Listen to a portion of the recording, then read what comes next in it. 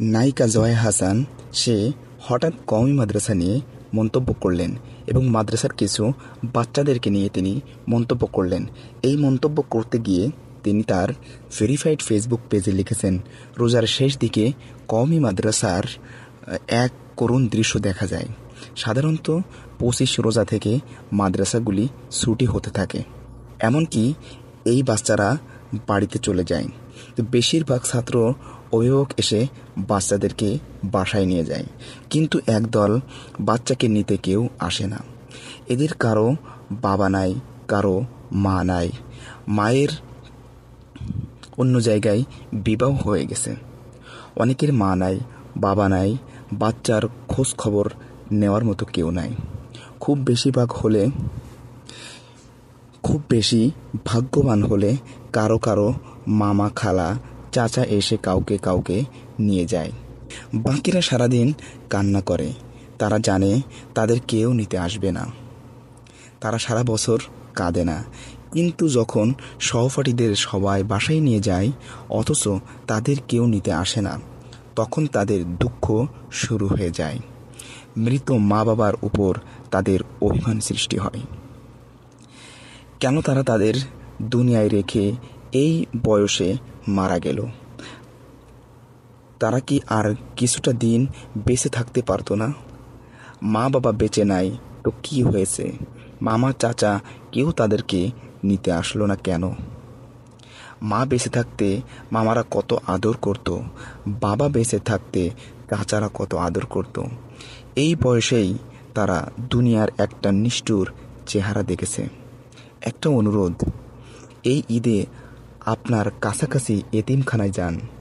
কয়জন বাচ্চা ঈদে বাড়ি যায়নি তাদের খোঁজ নেন। তাদের জন্য আপনাদের সামর্থ্য অনুযায়ী যা পারেন তা নিয়ে যান। এই গরমে আইসক্রিম খেতে আপনারও মন চায়, তো তাদেরও মন চায়, আপনি তাদের জন্য নিয়ে যেতে পারেন। আপনার বাচ্চাদের জন্য আপনি চকলেট কিনে নিয়ে যান, তো আপনিও তাদের জন্য পছন্দ করে ঠিক সেই চকলেটকেই নিয়ে যান। আজ আপনি বেঁচে না থাকলে কাল আপনার সন্তান কিন্তু ওদের মতো এতিম হয়ে যাবে। সুতরাং আমি চেষ্টা করতেছি, আপনারাও চেষ্টা করুন, তাদের পাশে এসে দাঁড়ান। আসলেই তার এই কথাগুলো আমার হৃদয় ছুঁয়ে গেছে। একটা নাট্য জগতের, সিনেমা জগতের একজন ব্যক্তি এত সুন্দর করে সে লিখলো এবং সে জানে যে আসলেই দেখুন, বিভিন্ন জায়গাতে মানুষ থাকে, কেউ মা বাবাকে বৃদ্ধাশ্রমে দিয়ে আসে, কিন্তু এই এতিম বাচ্চাদের কিন্তু অন্য কোনো জায়গা নাই।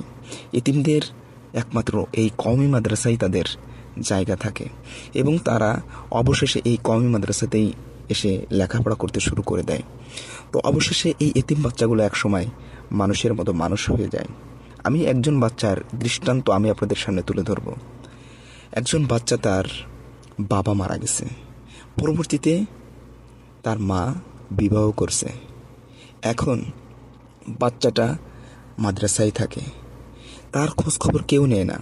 ওই মা বছরে একবার আসে তার খোঁজ নেওয়ার জন্য, তাও ঈদের সময় নয়, যখন ইচ্ছা, কিন্তু বছরে একবারের বেশি আসে না। তাহলে ওই বাচ্চাটা কোথায় যাবে, কার কাছে যাবে? এদিকে পিতার দিক থেকে কেউ আসতেছে না তাকে নিতে এবং মায়ের দিক থেকেও কেউ আসতেছে না তাকে দেখতে। তাহলে তার পরিণতিটা কী হবে?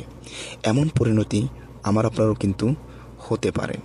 এজন্য আসুন আমরা সকলেই এই সমস্ত বাচ্চাদের পাশে দাঁড়াই, তাদের একটু দেখভাল করি।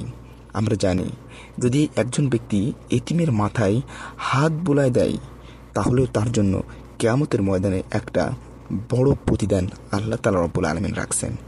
এজন্য এতিমদেরকে স্নেহ করি, ভালোবাসা দিই। এই রমজানে আমরা তাদের খোঁজ নিই। ঈদে কে জামা বানাচ্ছে, কে বানাচ্ছে না, কে কি খেলো, কি খেয়ে আছে বা না খেয়ে আছে, আমরা প্রতিটা বিষয়ে খোঁজ খবর নিই। কারণ রমজান মাস আল্লাহ তাআলার পক্ষ থেকে একটা অনেক বড় রহমতের মাস।